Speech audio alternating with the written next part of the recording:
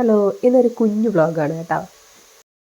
രാവിലത്തെ ബ്രേക്ക്ഫാസ്റ്റ് ഒക്കെ കഴിച്ചായിരുന്നു കേട്ടോ. ദോശയായിരുന്നു. അപ്പം ഉച്ചക്കത്തേക്ക് ഞാൻ ചിക്കൻ കുറച്ച് ഒരു ബ്രസ്റ്റ് പീസ് ഉണ്ടായിരുന്നു. അപ്പം അതിനെ മാത്രം മാറിനേറ്റ് ചെയ്ത് വെച്ചിട്ടൊന്നുമില്ല. ഇപ്പം തന്നെ മാറിനേറ്റ് ചെയ്ത് വെച്ച് ചുമ്മാ മസാലയെല്ലാം പുരട്ടിയിട്ട് ഒന്ന് ഈ കബാബ് സ്റ്റൈലൊന്ന് എടുക്കാമെന്ന് വിചാരിച്ചു. പിന്നെ നമ്മുടെ എന്താണ് കറി ഉണ്ടാക്കാൻ പോണത് രസമാണ് കേട്ടോ.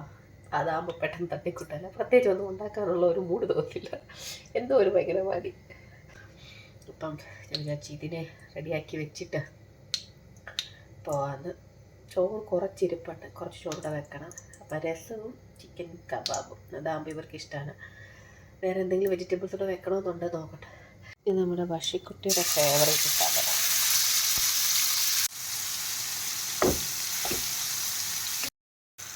കൊറോണ സമയത്ത് ഏറ്റവും കൂടുതൽ കഴിച്ചിട്ടുള്ളത് ഈ ചിക്കൻ കബാബ് രസമായിരുന്നു കേട്ടോ. കാരണം നമ്മൾ ബ്രിസ്റ്റലായിരുന്നു. അപ്പോൾ അവിടെ നമുക്ക് അങ്ങനെ എല്ലാ വെജിറ്റബിൾസ് ഒന്നും കിട്ടും. ഇവിടെ പാസ്റ്റയിൽ കിട്ടുന്ന പോലെ തന്നെ ചില സെലക്റ്റീവ് ആയിട്ടുള്ള വെജിറ്റബിൾസ് കിട്ടും. അല്ലാന്നുണ്ടെങ്കിൽ നമ്മൾ ഈ റെസ്റ്റോറൻറ്റിൽ നിന്ന് മേടിക്കാം.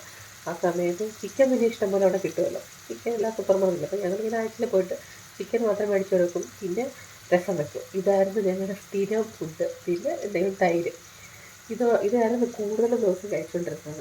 അപ്പോൾ അതുകൊണ്ട് ഇവർക്ക് ഭയങ്കര ഇഷ്ടമാണ് ഈ രസവും ഈ ഒരു ചിക്കൻ കബാബ്. അധികം എണ്ണയൊന്നുമില്ല, അങ്ങനെ ഇങ്ങനെ ഡീപ്പ് ഫ്രൈ ചെയ്യുന്നതൊന്നും വലിയ ഇഷ്ടമല്ല.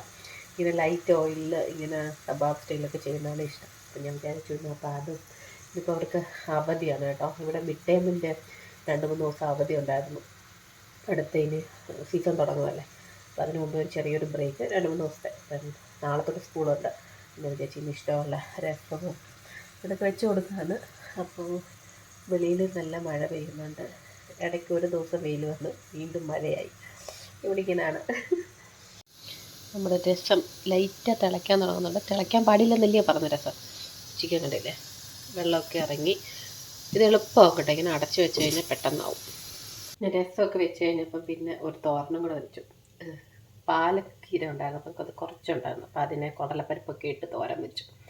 എനിക്ക് ഈ ചിക്കൻ മാത്രം കൊടുക്കുമ്പോൾ ഒരു വിഷമം തോന്നും, അയ്യോ വെജിറ്റബിൾസ് ഒന്നും കൊടുത്തില്ലല്ലോ എന്ന്. അങ്ങനെ ആർക്കെങ്കിലും തോന്നാറുണ്ട്. വീട്ടിലിരിക്കുന്ന സമയത്താകുമ്പോൾ വാരി കൊടുത്താലും ഒന്ന് കഴിച്ചോളും. ചീരയൊക്കെ ഇല്ലേ, നല്ലതാണല്ലോ. വേറെ വെജിറ്റബിൾസ് ഒന്നും ഇല്ലായിരുന്നു. അപ്പം ഞാൻ വിചാരിച്ചു ഇത് കുറച്ചുണ്ടായിരുന്നു, അതിന് ഇരുന്ന് പോയാൽ അഴുക്കായി പോകും. അപ്പോൾ പിന്നെ ചീര കുറച്ച് കടലപ്പരിപ്പൊക്കെ ഇട്ടിട്ട് ഒന്ന് തോരൻ പോലെ ആക്കി എടുത്തു.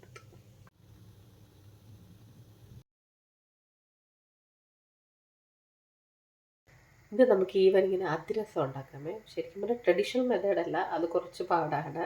ഇത് ഗോതമ്പ് പൊടി അരിപ്പൊടിയും കൂടെ മിക്സ് ചെയ്തിട്ട് പെട്ടെന്ന് ഇൻസ്റ്റൻ്റായിട്ട് ഒരു 10-15 മിനിറ്റിനുള്ളിൽ എങ്ങനെ ഉണ്ടാക്കാമെന്ന് നോക്കാം.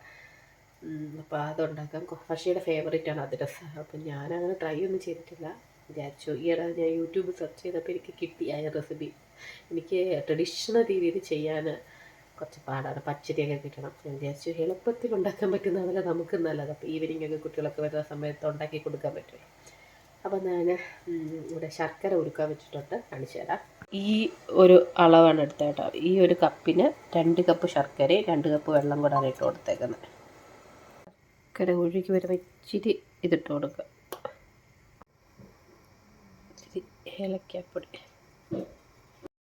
ഒരബദ്ധം പറ്റി. ഞാൻ ശർക്കരയിൽ ഇതുപോലത്തെ ടിന്നിൽ ഞാൻ ഇത് ഏലക്കാപ്പൊടിയാണ്, ഏലക്കാപ്പൊടി എന്ന് പറഞ്ഞിട്ട് ഉപ്പെടുത്തിട്ട് എന്തായാലും കുറച്ചേ ഇട്ടുള്ളൂ. അതുകൊണ്ട് കുഴപ്പം പറ്റിയില്ല. പെട്ടെന്ന് ഞാൻ മാറ്റി. അതാണ് ഒരേ കുപ്പിയിൽ നിന്ന് ഒരേപോലത്തെ സാധനം. ഞാനങ്ങനെ ഉപ്പ് വെക്കാറില്ല. ഉപ്പ് തീരാൻ പോയപ്പോൾ ചെറിയ മുട്ടയൊക്കെ ഉണ്ടാക്കുമ്പോൾ ഉപ്പിടാൻ എളുപ്പമായിരിക്കുമല്ലോ എന്ന് പറഞ്ഞാൽ ചെറിയ ബോട്ടിലാക്കി വെച്ചത്. അതിപ്പോൾ എനിക്ക് തന്നെ അബദ്ധമായി.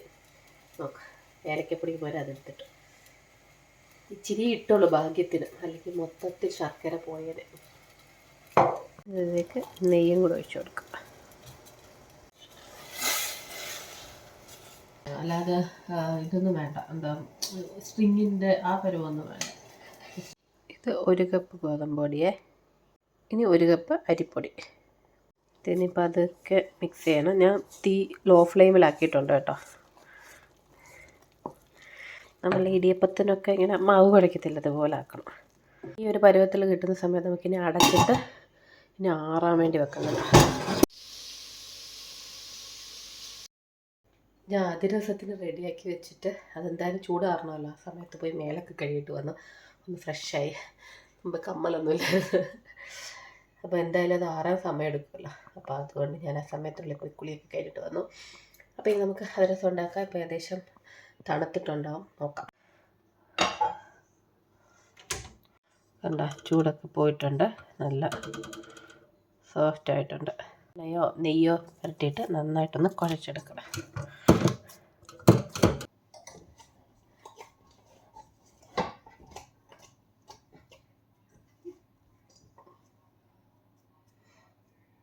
നല്ല കറക്റ്റ് പരുവത്തിന് റെഡി ആയിട്ടുണ്ട്. നമുക്കിനി പരത്തിയിട്ട് ചുട്ടെടുക്കാം. ഇതുപോലെ ഒരു പേപ്പർ എടുക്കുക. ഇതിൽ നമ്മളിങ്ങനെ ഒന്ന് എണ്ണ തടവി കൊടുക്കുക.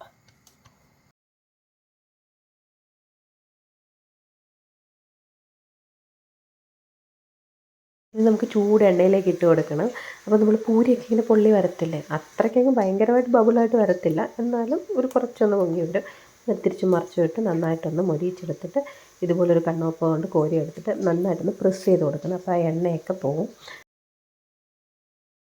2-3 പ്രാവശ്യം നന്നായിട്ടൊന്ന് അമർത്തി കൊടുക്കണം കേട്ടോ, അപ്പോഴാണ് ആ എണ്ണ മൊത്തം പോകത്തുള്ളൂ. അപ്പം നമ്മുടെ അതിരസം റെഡിയായി. വളരെ ഇൻസ്റ്റൻ്റ് ആയിട്ടുള്ള ഈസി ആയിട്ടുള്ള അതിരസം റെഡിയായി. കഴിച്ച് നോക്കിയിട്ട് പറയാമേ. ഉണ്ടാക്കി അങ്ങനെ പ്രോപ്പർ ഞാൻ പറഞ്ഞില്ലേ ഒതൻറ്റിക് മെത്തേഡൊന്നും അല്ല, പക്ഷെ എന്നാലും കൊള്ളാം. വെള്ളിയിൽ ക്രിസ്പിയാണ്, അത് സോഫ്റ്റാണ്, അതേ ടേസ്റ്റ് ഉണ്ട്. പക്ഷേ കുട്ടിക്ക് പറ്റിക്കാൻ ഇത് മതി. അവൾക്കാണെങ്കിൽ അതിരസനോട് ഭയങ്കര ഇഷ്ടം. അപ്പം പിന്നെ അവളെ പറ്റിക്കാൻ ഇത് ധാരാളമാണ്. ഇപ്പം രാത്രിയിലത്തേക്കുള്ള ഫുഡ് ഉണ്ടാക്കണം. അപ്പം ഞാൻ കഞ്ഞി വെക്കാമെന്ന് വിചാരിച്ചു. ഇനിയിപ്പം വേറെ ഒന്നും ഉണ്ടാക്കാനുള്ള മൂടൊന്നുമില്ല. ചപ്പാത്തിയൊക്കെ ഉണ്ടാക്കണമെങ്കിൽ ഇനിയും കുറേ സമയം എടുക്കും.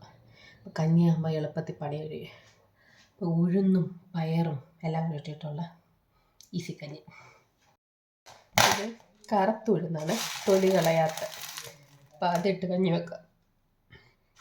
ഹെൽത്തിയാണ് കേട്ടോ. ചുമ്മാ വറുത്ത് പിള്ളേർക്ക് ഇങ്ങനെ നമ്മൾ ലഡുവൊക്കെ ഉണ്ടാക്കത്തില്ലേ, അതുപോലൊക്കെ ചെയ്ത് കൊടുക്കാൻ നല്ലതാണ്. പിന്നെ ഇതുപോലെ വേറെ എന്താണ്, ദോശയ്ക്കും ഇഡലിക്കും ഒക്കെ ഇടാം. തൊലിയോട് കൂടി ഉള്ളത് നല്ല ഹെൽത്തിയാണ്. തീരാറായി, ഒരു ബോക്സേ ഉള്ളൂ. ഇനി ഒരു 6-7 വിസിൽ അടുപ്പിച്ച് കഴിയുമ്പോഴത്തേക്കും നമ്മുടെ കഞ്ഞി അങ്ങ് റെഡിയാവും. അപ്പോൾ ഇനി കഞ്ഞിക്ക് ഞാൻ സെപ്പറേറ്റായിട്ടൊന്നും കൂട്ടാനൊന്നും വെക്കുന്നില്ല. അച്ചാർ ഇരിപ്പുണ്ട്, പിന്നെ വേണമെങ്കിൽ 1-2 പപ്പടം കൂടെ കാച്ചണം. അപ്പോൾ ഇന്നത്തെ വീഡിയോ ഇത്രയേ ഉള്ളൂ കേട്ടോ.